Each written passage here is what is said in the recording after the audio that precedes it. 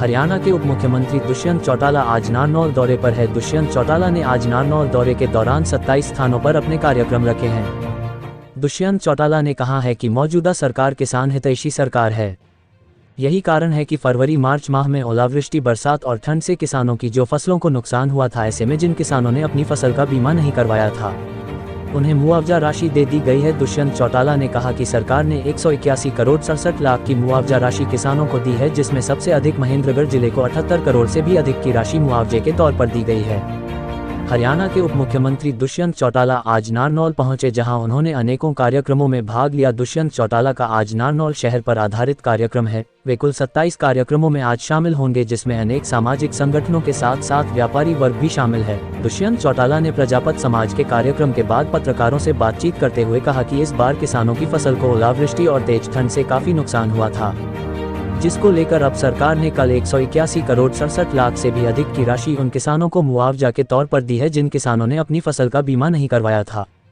दुष्यंत चौटाला ने कहा कि सबसे अधिक मुआवजा राशि महेंद्रगढ़ जिला के किसानों को 78 करोड़ से भी अधिक दी गई है। साथ ही उन्होंने कहा कि दादरी जिले के किसानों को भी 48 करोड़ मुआवजा राशि दी है। दुष्यंत चौटाला ने कहा कि यह राशि उन किसानों की है जिन्होंने फसल का बीमा नहीं करवाया था, और जिन किसानों ने फसल का बीमा करवाया है उन्हें अलग से कुछ समय बाद मुआवजा राशि भेज दी जाएगी।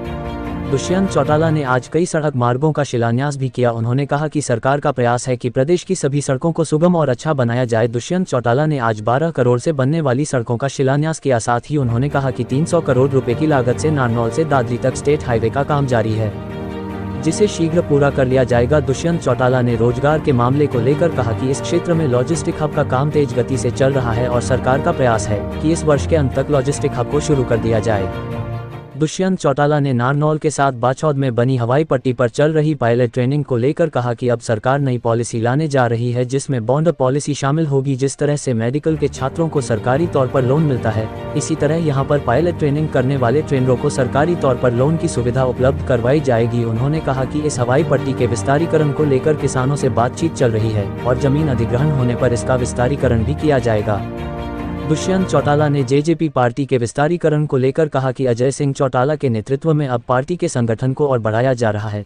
पार्टी अब घर घर तक पहुंचकर सरकार व पार्टी की नीतियों के बारे में हर व्यक्ति को अवगत करवाएगी। साथ ही पार्टी ने निर्णय लिया है कि सरकार की योजनाएं हर व्यक्ति तक पहुंचे, पार्टी की नीतियां हर व्यक्ति तक पहुंचे, इसको लेकर भी पार्टी काम कर रही है। अरे जी ने जो बात रखी, मुझे नहीं लगता उस इतिहास को हम कभी भुला भी सकते हैं कि बैकवर्ड के अंदर भी जो अति पिछड़े हम बोलते हैं, उनको राजनीतिक हिस्सेदारी किसी ने देने की बात अगर कभी रखी तो वो पूरे हॉल का उपयोग हम कर पाएंगे। ये बड़ा महत्वपूर्ण विषय बन जाता है। आज समाज वाइज धर्मशालाएं बननी शुरू होगी गांव में भी।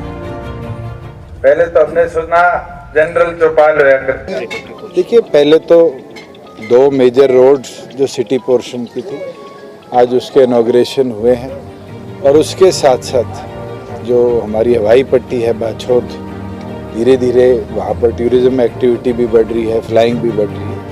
उनकी भी एक सड़क थी और एक और सड़क नांगल चौधरी की तरफ जाती है। इन चारों के इनॉग्रेशन हुआ है। रोड इंफ्रास्ट्रक्चर में हमने पीछे भी कई बड़े प्रोजेक्ट्स को टेकअप किया है, जैसे 300 करोड़ की लगभग लागत से जो मेजर हमारा स्टेट हाईवे अब है दादरी टू नारनौल, उसका काम अब पूरी जोर शोर पे शुरू है, और इंटरनल रोड्स को भी और बेहतर हमने बनाया है। मेरा तो ये टारगेट है कि मल्टी लॉजिस्टिक हब जो है वो इस साल के अंत से पहले हम शुरू करवा दें।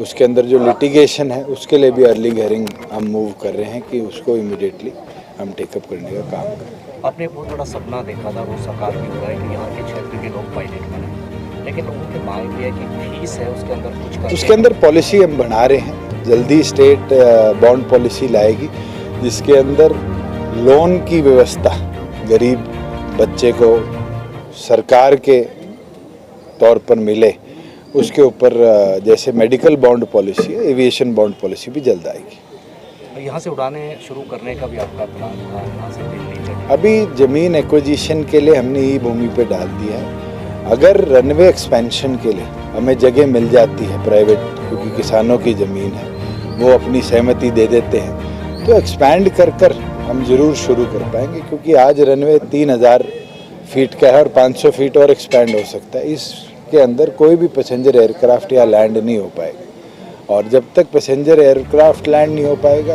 यहाँ से कहना कि पैसेंजर फ्लाइट उड़ेगी पॉसिबल नहीं। 78 करोड़ से ज़्यादा महेंद्रगढ़ को मुआवजा मिला है, क्योंकि सबसे ज़्यादा सरसों का लॉस महेंद्रगढ़ में आया था और लगभग 48 करोड़ रुपया हमने दादरी जिले को मुआवजे के तौर पर दिया। कुल 181 करोड़ 67,700 प्लस किसानों के खातों में कल सरकार ने ट्रांसफ़र किया है। ये वो फार्मर्स हैं जिनके पास किसी तरह की इंश्योरेंस नहीं थी और उनकी क्रॉप वेरिफिकेशन पूरी तौर पर हो गई थी, और 3-4 चरण में जो फसलों को नुकसान आया था उसके अंदर है। अब जो फार्मर्स ऐसे थे जिनका कुछ एरिया प्रधानमंत्री फसल बीमा योजना में कवर्ड है और कुछ एरिया अनकवर्ड है, उनकी वेरिफिकेशन भी चल रही है। जैसे ही उसका डाटा कंपाइल हो जाएगा उनको भी हम मुआवजा देंगे। मगर हमारा वादा था, मैंने विधानसभा में भी बजट सेशन में कमिट किया था कि हम मई के अंदर किसान के खाते में उसके मुआवजे का पैसा देंगे, वो हमने करके देंगे।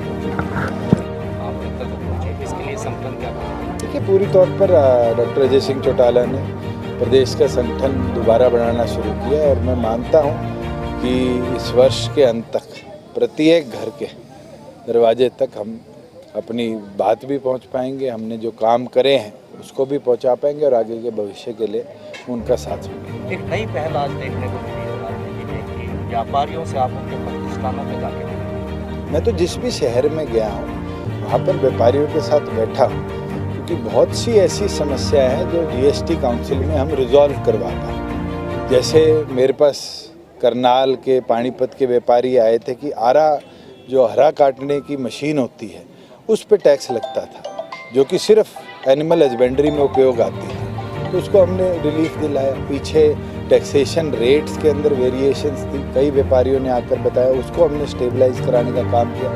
अभी पीछे रोहतक में गया तो कई सुनारों ने ये मांग करी कि जो UID आया है, यूनिक ID ज्वेलरी के ऊपर, उसके अंदर कई ऐसी चीज़ें हैं जिसको गवर्नमेंट को रीलुक करना चाहिए। नेक्स्ट काउंसिल बैठक में उस पर भी हम चर्चा करेंगे।